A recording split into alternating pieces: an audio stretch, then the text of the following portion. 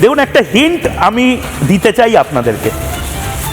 আমি মমতা বন্দ্যোপাধ্যায়কে, মাননীয় মুখ্যমন্ত্রীকেও এই হিন্টটা দিতে চাই। এক ছোটা সা হিন্ট हो जाए, তৃণমূল কংগ্রেসকে এই হিন্ট আমি দিচ্ছি।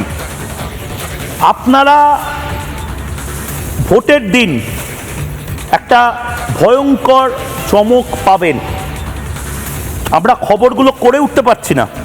আইপ্যাক চলে গেছে, এই যে আইপ্যাকের চলে যাওয়ার যে চিঠি সেটাও আমার হাতে রয়েছে, আমি দেখাবো।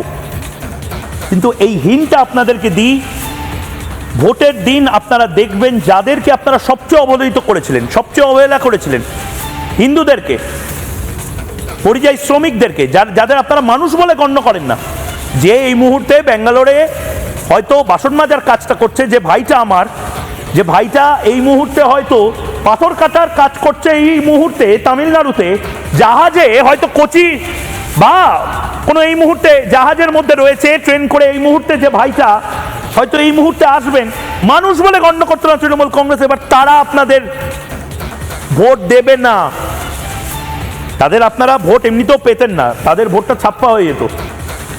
এবার তারা সবাই, আমাকে প্রচুর রেস্তোরাঁ কলকাতা শহরে কাজ করে, এরকম প্রচুর জেলার ছেলে যারা রেস্তোরাঁয় কাজ করে, সুইগি জোম্যাটোর মতন ডেলিভারি এজেন্সিতে যারা কাজ করে, প্রচুর ডেলিভারি বয়, তারা বলছে ময়ূকদা আমরা জেলায় যাব, ভোট দেব, চলে আসব, সেনাবাহিনী দরকার হলে আমাদেরকে নিরাপত্তা দিক, কিন্তু ভোট তো আমরা দেব। কাকে দেব সেটা বলা যাবে না, সেই হিন্টটা দেওয়া যাবে না।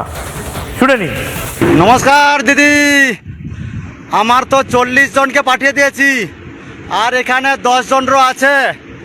আমরাও যাব তাড়াতাড়ি, সকলকে বলে দিয়েছি, তারাই প্রস্তুত। কারণ আপনাকে প্রাক্তন মুখ্যমন্ত্রী করবে, তার জন্যই। জয় শ্রীরাম। ও দিদি, শিক্ষিতরাকে তো বেকার ভাতা দিচ্ছ, আর মূর্খরাকে কি দিবে?